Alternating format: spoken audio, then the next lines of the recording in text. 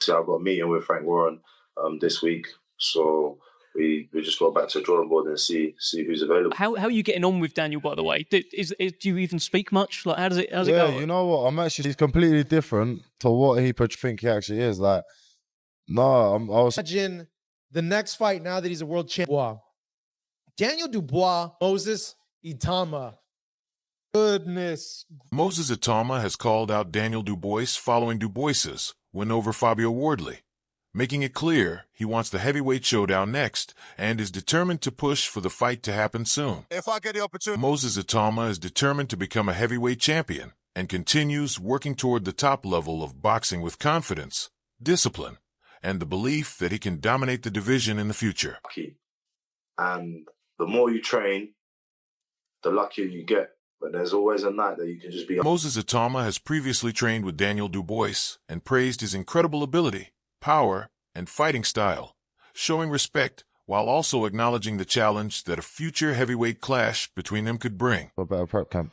I think it was in that George Groves podcast. You talked about maybe your most difficult spot has been Daniel Dubois because he's not like a plodder. He moves. Yeah, no, it's literally styles makes fights, doesn't it? Yeah. And I think Dubois, his style is one of my trickiest.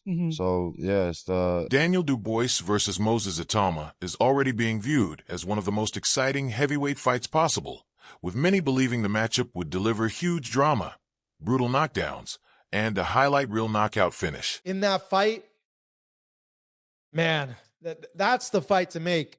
Here's my wallet. Here, Frank, take it. If I was balling on a budget, bro. But if I was not balling on a budget, just straight balling, that's the fight I'd fly over to England to watch. Because I know 1,000%, my friend, that fight. Analysts believe the clash between Daniel Dubois and Moses Itauma makes perfect sense for boxing fans, as both fighters bring power, aggression, and real excitement to the ring. Supporters are already saying they would travel across the world just to witness the heavyweight showdown live. Match clause for Wardley and Dubois. Not that I don't want to see that. I think, rematch would be entertaining, would be great. Kind of worry for Wardley going into that type of fight again in a rematch against Dubois. I just don't want to see him take that sort of damage.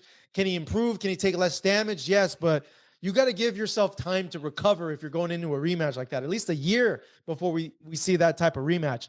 But from a promoter sense, from a manager sense, I think, Frank's in a position where both of those guys are in-house. It's an easy fight to make for him. It's a fight that they'd sell at an arena wherever they go, just given the hype behind Itauma and the way that this fight turned out. Dubois stock sky high right now. And he proved all the doubts about his mental game in this fight, that he's not, mentally short coming into fights, and that he can bite down on his mouthpiece. The potential heavyweight clash between Daniel Dubois and Moses Itauma is already creating major debate among boxing fans and analysts across social media, with many divided on whether the fight should happen now. Wade Plemons posted on X saying, "Make Daniel Dubois versus Moses Itauma happen yesterday. I need that fight." He added that it would be a tight contest, as Dubois is walking through heavyweight contenders, meaning it would not be an easy fight at all for the young Itauma. But the kid's got the X factor. Does he do it this year, by the way? Yeah. The year has just started. Yeah. So if you put him in against Daniel Dubois? Good question and hard question. Who brings and implements their game plan on the night? It would be a very tight fight. All the current live heavy who are coming through, Daniel still walks through all of them. You think he beats Fabio? Most definitely. Easy work. Meanwhile, James Becker shared a different view, stating, "Makes no sense for Moses Itauma. Far too early. Daniel Dubois is too seasoned, and Itauma hasn't been hit by anyone yet." Dave Caldwell, however, said Daniel has won everyone's heart even more, looking strong and proving the doubters wrong. Also now, because that's one of those fights where you walk away and you're going, you're talking to your pals, you're talking to me and my son. It's not about the result. We're talking about how tough that man was.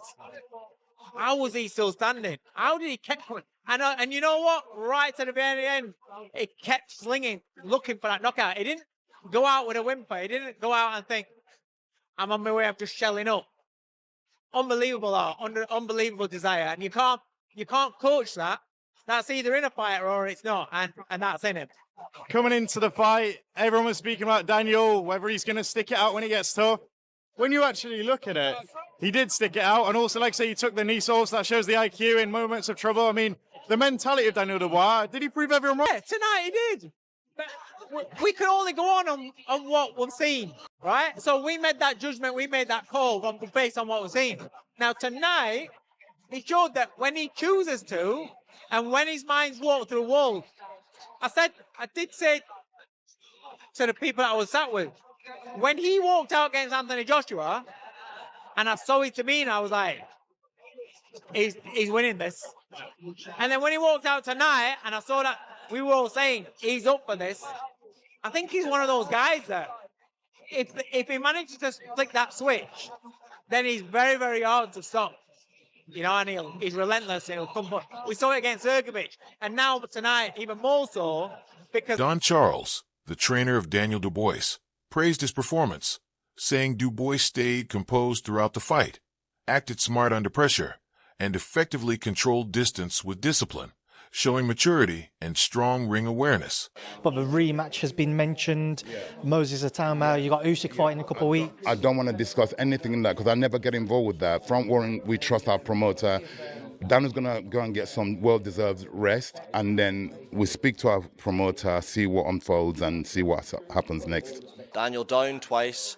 Never seemed too badly hurt after the knockdowns. Was there any panic at that stage? Obviously, it wouldn't have been part of the plan, but what were you saying to him between the rounds in the early stages? Just to stay composed.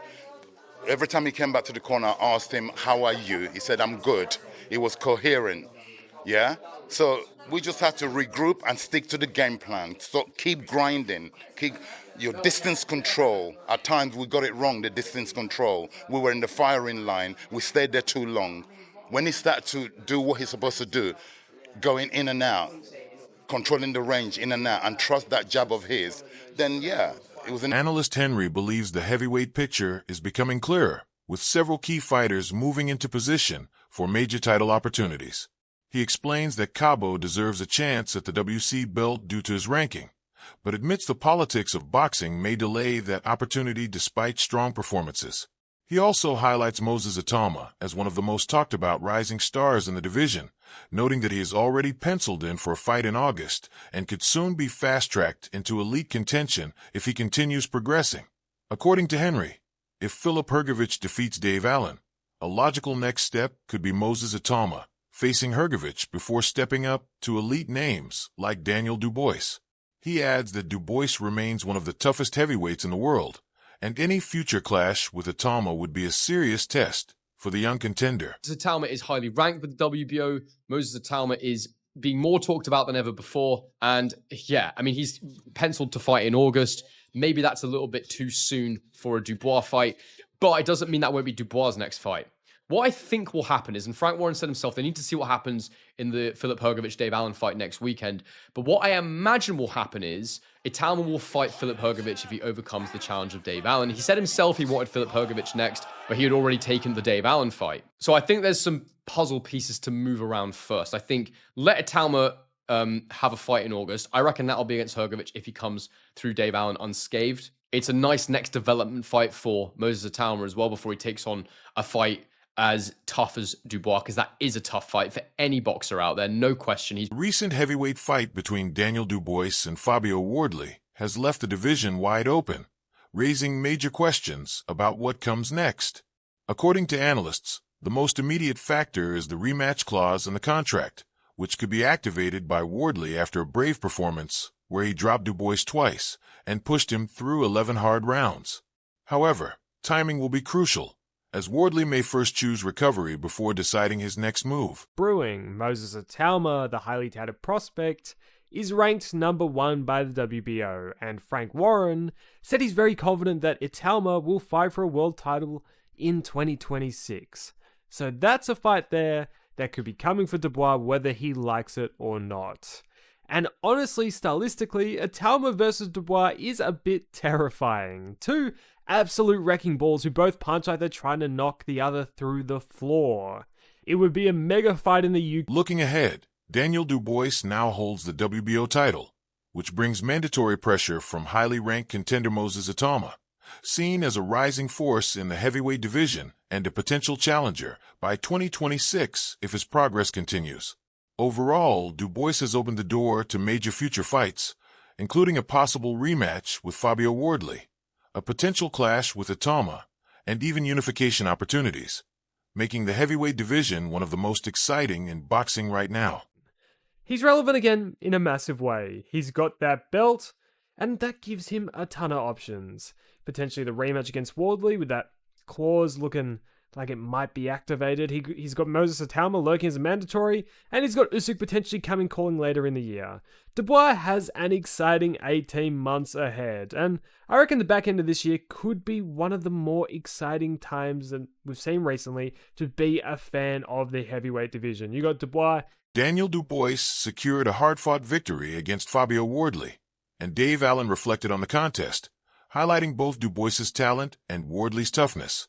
Allen noted that Wardley is extremely dangerous and resilient, and there were moments when Dubois looked vulnerable and could have been stopped. Early in the fight, Wardley managed to drop Dubois, which made him appear shaky and uncertain about how the bout would unfold.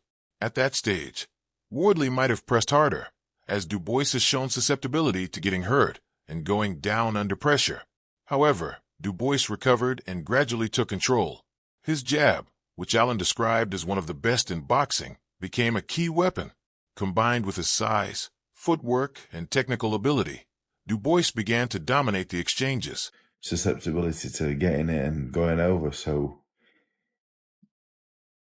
till about 8-9 rounds, you wasn't really sure which way it was going.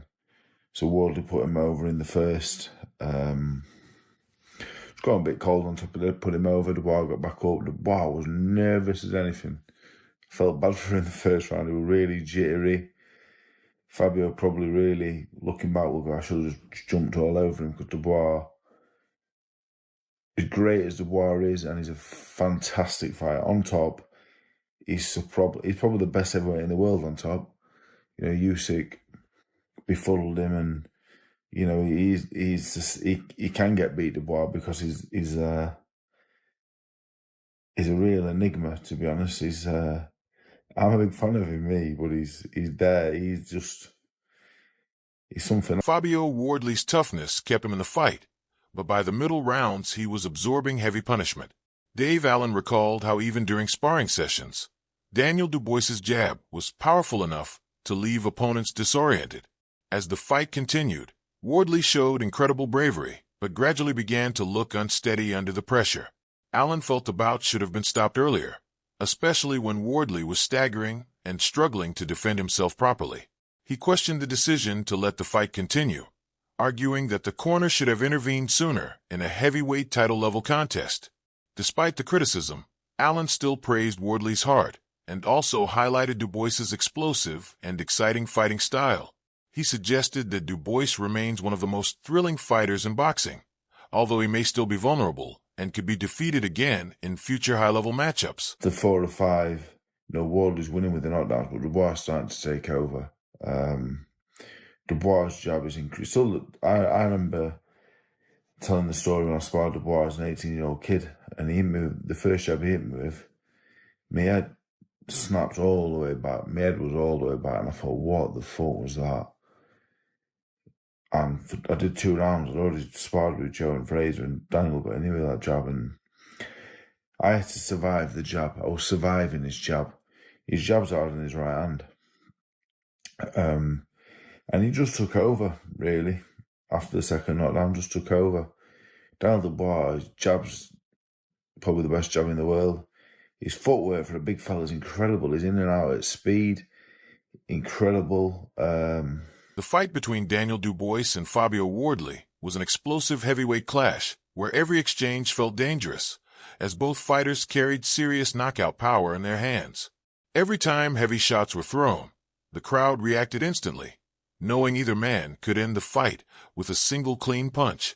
Credit also goes to Dubois, who many people doubted heading into the matchup. After his previous defeat to Alexander Usyk, he changed trainers and rebuilt himself, showing noticeable improvement, discipline, and maturity inside the ring. despite being knocked down within the opening 15 seconds by a sharp right hand from Wardley. Dubois recovered well and displayed impressive composure under pressure. Live chat that I was doing that it was a slip. It wasn't a slip. Punch goes in, a jab 1-2, a looping right hand comes in from Fabio Wardley, lands right on the top of Daniel Dubois' head, puts him down, right? And I thought, like, really, when I saw that, knowing the kind of finisher Fabio Wardley is, and maybe he's going to wish he did go for broke upon reflection, but knowing the kind of finisher that Fabio Wardley is, I thought he might go for the jugular. He didn't. And that round, when Daniel Dubois got his senses back, he took over towards the back end of that round. And that really told us really how this fight was going to go. Because on paper, and maybe we should have been worried. And again, I'm not having to go with Wardley under no stretch, one of my favourite fighters. With Wardley, he was the pre-fight favourite. The pundits were picking him. The public were picking him. And I was picking him. And Fabio Wardley, known for his aggressive style and knockout power, initially looked like he might finish the fight early, but he stayed patient after the knockdown instead of rushing in. However, Daniel Dubois regained control near the end of the round, showing both resilience and strong boxing IQ. From round 2 onward, Dubois began using his jab effectively, timing Wardley well and slipping punches better than expected.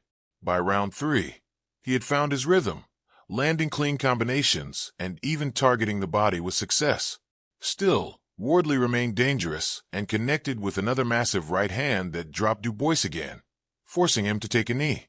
Despite the knockdowns, Dubois showed tremendous heart, recovered quickly, and continued fighting, turning the bout into a brutal, high-intensity war with momentum constantly shifting between both men. You know? So for him, and there was still so many questions, you know, big puncher in Dubois, how does he take a shot? Has he learned from being outboxed by Parker and Hooney in his last 2 fights? Can he, you know, what's the deal? Well, in that first round, we saw that Dubois was the superior boxer. The jab was working very well for Daniel Dubois. Very sloppy up close. He fell into clinches an awful lot with Fabio Wardley and a little bit sloppy at times from Dubois. Having said that, he was spotting the right hands coming from very early on, and he was slipping with them quite well, which I didn't think he'd be able to do personally. I thought that he'd take a lot of right hands, but he wouldn't be slipping them. But he did, in fairness to him. Second round, Daniel Dubois actually uses his jab, and he wins that round. Although Wardley is still fresh, Daniel Dubois... That wraps up today's video. Stay tuned for more updates. Until next time.